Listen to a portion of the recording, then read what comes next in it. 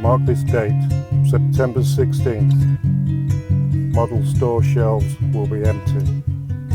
From this date onwards, all drones and model aircraft will be forced to display remote ID.